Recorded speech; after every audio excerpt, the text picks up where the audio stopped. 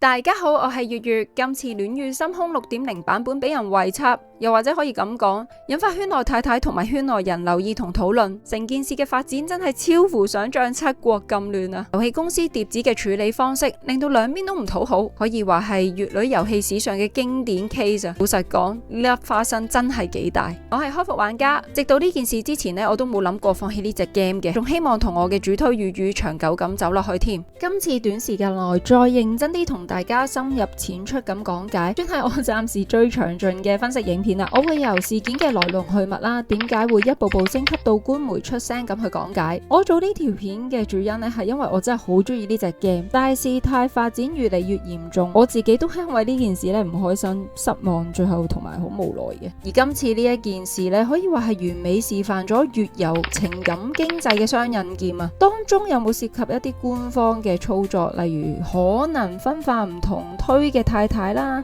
可能有水軍啦，或者點樣嘅操作都好啦，又或者可能係其他競爭者嘅手段嘢呢，通通冇證據嘅嘢呢，我唔會做推斷嘅。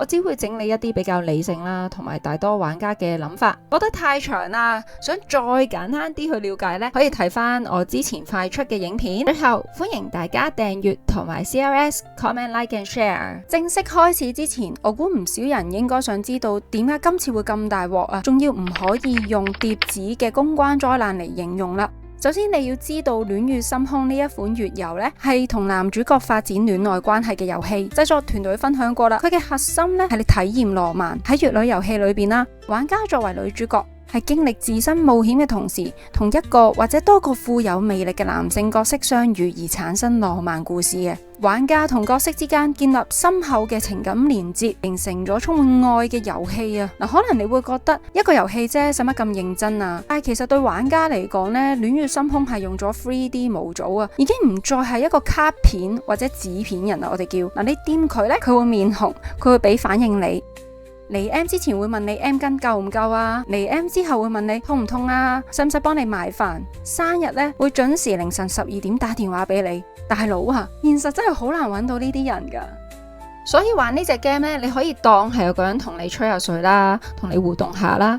又或者當佢係你男朋友甚至老公。所以點解玩家會自稱為太太啦？其實追星人都會話自己係乜太乜太啦。咁戀與心空呢，就可以話係彌補咗現實嘅不足，亦都成為咗某啲玩家想輕鬆逃離現實嘅喘息之地啦。所以我唔理你玩呢隻 game 係為咗追求啲乜嘢，但係坦白嚟講呢，戀與心空嘅核心係賣緊一個情感陪伴嘅服務。當你突然空降一個新角色，對白風格仲要同以前嘅 style 好唔同，講嘢仲要冒犯女性，每個人嘅敏感度唔同嘅，但係今次係連官媒都要出聲話有問題啊！玩家一直信任遊戲，但係突然間嚟個咁得罪女性嘅新角色，梗係會反感、唔舒服，甚至唔信任疊紙日後嘅設計啦。加上疊紙一直以嚟都唔聽玩家嘅訴求，就會有種唔被尊重嘅感覺啦。角色唔尊重女性，官方又唔聽玩家意見，所以太太話好，我棄 game，其實真係我的離開也是愛，甚至用失戀嚟形容。但係即使幾唔捨得，呢個表態係愛對方，即係 F5， 亦都係愛自己嘅表現。愛要學習放手，長久嘅愛係需要尊重，需要互動，最好就一齊成長啦。所以大家都話，其實今次棄 game 可以視為戀愛 game 嘅最終章。愛自己。咁你可能話新角色啫，改翻啲對白人設咪得咯。我上次提過啦，所有事情冰封三尺，非一日之寒。簡單嚟講，就好似屋企有個地方漏水，長期唔處理個根源，咁牆身就會發毛，可能牆啊、天花板嘅石屎都會剝落，繼續滲水就會影響鋼筋，最後影響晒成個屋宇結構，咪慢慢變危樓咯。所以由始至終唔好俾人拉咗去其他嘅方向，翻去基本步，去翻最核心嘅部分。第一，公司嘅初心設計理念去咗邊？第二，產能下降。第三，對文案監審嘅嚴謹度。第四，出事之後嘅公關同危機處理。以上幾個部分全部都出晒事啊！一直以嚟唔認真回應，甚至忽視玩家嘅訴求。咁太太仲要忍幾耐呢？你仲要踩大家條底線去到邊呢？所以就係點解唔少玩家對疊紙嘅信任，被一次次嘅冷處理之下，去到零，甚至唔玩啊，唔再課金。到底點解會發展成咁樣呢？影片會分為3部分，如果你哋一直有食開花生嘅話呢，可以自己跳去下一 part 啦。第一，6.0 改版成為導火線啊，會講下個來龍去脈，時間線係點。第二，玩家有咩睇法？第三，小總結我嘅個人感受。第一，導火線。6月22號夜晚7點30分，有一個突發嘅官宣引嚟初次嘅反彈。官方喺未有任何主線劇情或者係鋪墊嘅情況之下，透過特集公布咗第6個男主角奧運，而奧運嘅人設咧同原有嘅5個男主角係有衝突嘅，可能仲要係大反派添。想知有咩問題，可以睇翻我另一條片。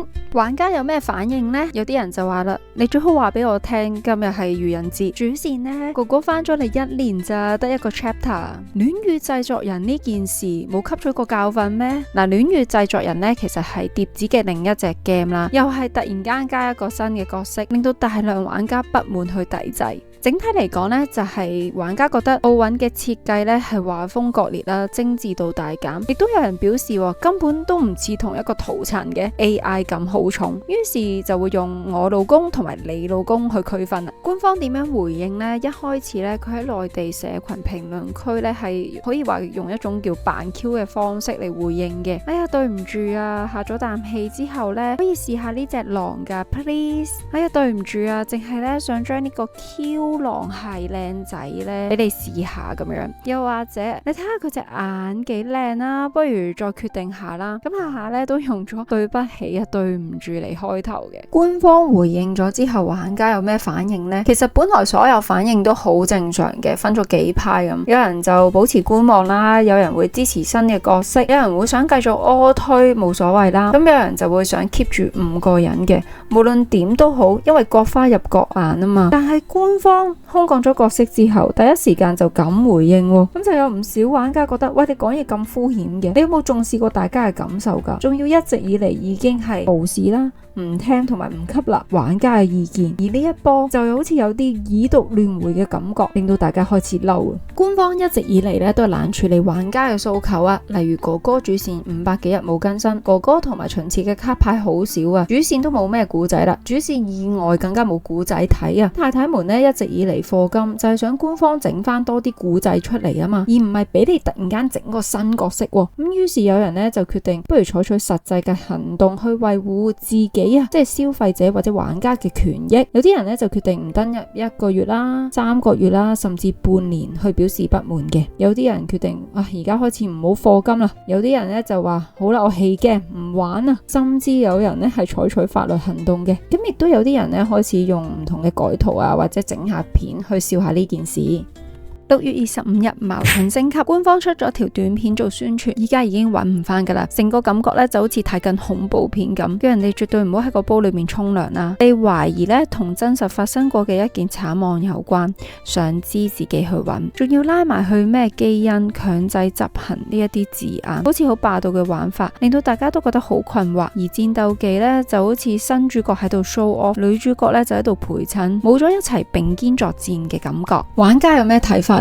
都已經強烈表示不滿啦，你仲係咁樣，咁唯有去 Android 同 iOS 去評下隻 game 咯。曾經超過4星嘅遊戲啊，依家跌到去翻1點幾星咋，跟住大家仲可以做咩？就係 unfollow 佢嘅官方平台啦。一隻明明已經上咗神台嘅遊戲，由2024年開始到今日，據報道指出全球玩家嘅總人數已經超過8000萬啦。但係2025年 iOS 就賺超過13億人民幣，周邊產品線下合作嘅計劃有好多，唔少太太都會去幫襯收藏。明明之前心空由開始嘅3個角色，到後尾加多2個出嚟，都係會做好規劃嘅。點解依家要急急腳出一個好似迎合歐美市場嘅角色呢？咁歐美嘅玩家又點睇呢？我喺 X IG 嗰度咧都見到啲玩家支持嘅，不過我就唔熟悉嗰邊嘅市場啦，唔好講咁多啦。咁亞洲呢邊點算呢？大家就繼續唔登入啊，唔課金，睇下官方點回應啦。然之後官方就話啦，6月28號咧係有個直播講6.0版本新角色會係點樣嘅，但係依家又揾唔翻啦，可能落咗架，又或者係隱藏咗。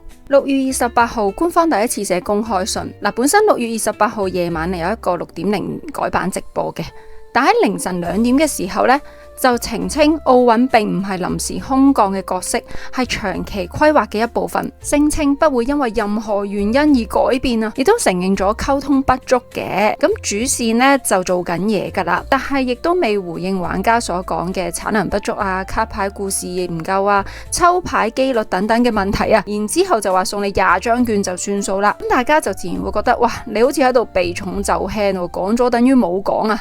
然之後亦都有人表示，你凌晨2點出鋪咩事啊？小編辛苦晒啦。6月28號直播內容引發不安。夜晚呢，官方出咗個6.0改版直播之後呢，新角色嘅對白其實真係好大嘅問題啊。咁奧運呢就話女主角係儲備糧啦，又話引狼入室有咩唔好啊？對白咧非常之唔尊重女性啊！咁之後內地嘅媒體都開始出聲啦，就話佢哋將呢個闖入獨居女性屋企啊，浪漫化咗佢啊！呢個騷擾嚟噶嘛？點解會浪漫化咗佢噶？講真，咁樣講點會唔大反應啊？我嗰時睇到呢，真係覺得一間全球咁多人玩嘅公司，文案竟然可以做到咁得罪人，完全踩中女性安全嘅問題，真係好勇。仲有角色 OCC 啊，即係人設崩壞啊！秦徹咧就講過話唔中意着圍裙嘅，結果咧喺個新嘅家園系統嗰度見到秦徹喺度着圍裙喎，真係黐線嘅成件事。咁玩家咧就會覺得吓，點解你扭曲咗本身個角色嘅性格嘅？咁更新之後會唔會都慢慢改變原本嗰5個角色嘅人設噶？太太認識同埋中意嘅 F5 之後會唔會變咗另一個陌生人？6月29號，疑似有蘇玉華情節，遊戲入面呢嘅人體實驗編號疑似同2戰有關啊，觸動到大家對歷史嘅神經。咁之後碟子就即刻改咗一個 number 啦，點知改完個 number 之後呢，個 number 好似同另一件歷史事件有關。做文案可以做到改完有錯，真係佩服佩服啊！一升級到疑似係蘇玉華嘅話呢，呢件事呢就由遊戲圈內部嘅摩擦呢就升級到去公共事件噶啦。咁碟子就即刻出個官方聲明，今次個聲明係有吸引嘅吓，就話數字令人誤會呢，佢哋係高度重視嘅，咁就會進行內部嘅核查啦。咁佢都有回應翻新角色嘅設定嘅，有興趣大家自己睇下啦。6月30號夜晚8點鐘左右，碟子出咗一個給所有玩家的一封信，信中咧提及就話真誠咁講多句啦，對不起啊，而其他重點內容呢，就係取消新主角奧運嘅上線同埋開發安排，而喺未來嘅內容規劃之上呢，亦都承諾唔再推出其他新嘅男主角啦，而原本計劃6.0版本有啲其他玩法嘅，亦都會如常進行。咁補償方案有啲咩啊？就係你日日登入啦，日日登入咧就會有一張抽卡券啊，總共有30張。第二部分大家點睇呢？咁有人就認為啦，突然間取消咗奧運出場，咁外國嘅玩家就話我要聯署佢翻嚟啊，唔翻嚟我就唔玩。咁唔可以否認係真係有玩家中意同埋期待奧運嘅，但亦都有外國玩家表示，喂啊碟子，你明唔明大家嬲咩啊？係嬲你資源分配出事啊，陸服啦有飯圈啊，但係令到飯圈互相攻擊嘅話呢，碟子都可能有份噶，就叫太太唔好攻擊對方啦。其實明明就係官方設計得唔好，懶處理所有嘅問題，先至令到玩家內訌。都有人認為啊，官方唔係知錯啊，佢只係發現玩家真係流失得太多啊，風評又大跌，仲要踩埋紅線添，所以而家咁樣呢，只係止蝕嘅啫。咁亦有太太表示啦，唔可以原諒，因為已經冇咗信任。有啲人認為聲明出得太遲啦，咁亦都有人質疑，咦係咪轉咗製作團隊同管理層？咁亦都有玩家話，咦係咪因為上市啊，要吸納新資金，所以先咁樣做啊？最後小總結。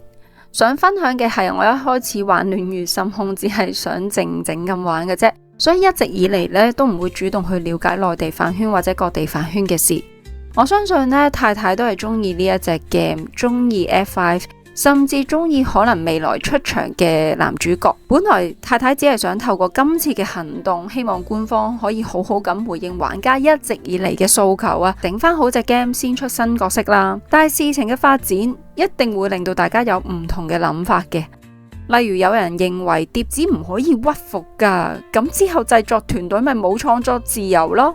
嗱，呢個 point 我會話自由係可以嘅，但係前提唔可以唔尊重女性，仲要講啲令人唔舒服嘅嘢，仲以為自己好型。咁有玩家提出過，如果佢改下啲字眼做潛入 EVA 揾真相，點知遇到狼喎，是敵是友，咁係咪好啲呢？今次文案同埋回應方式嘅速度真係全部都出晒事啊！但係蝶子點諗？點解會咁行動？可能佢有自己嘅睇法啦。同一時間，我覺得總係會有人對蝶子已經冇晒信任噶啦，因為會擔心遊戲之後變質，之後 F5 嘅人格性格改晒點算好呢？不如寧為玉碎，不作瓦全，而同歸於盡，早日下架啦。又或者好啦，算啦，我都做唔到啲咩噶啦，自己揀唔玩，當係留翻最好嘅回憶。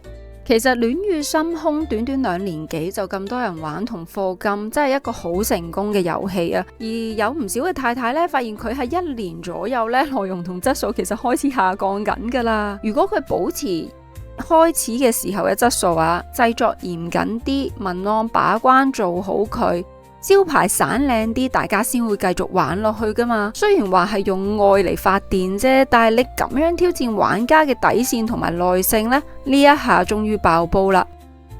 冇人估到上咗神台，仲要拎住一手好牌嘅蝶子啊，有今日嘅發展。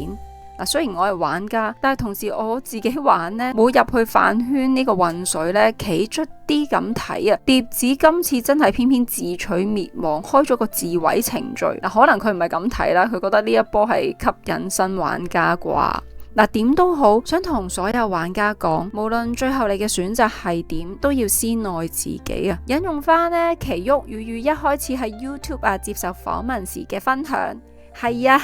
原本深空係認真到 game 都未出嘅時候呢，會為3個男主角做人物訪問嘅影片，俾大家了解下佢哋嘅個性。咁最後宇就同大家講，生命好難得，好好游上自己嘅色彩啦。今日嘅影片分享到呢度，下次有機會再見，拜拜。生命很難得，好好塗抹屬於自己的色彩吧。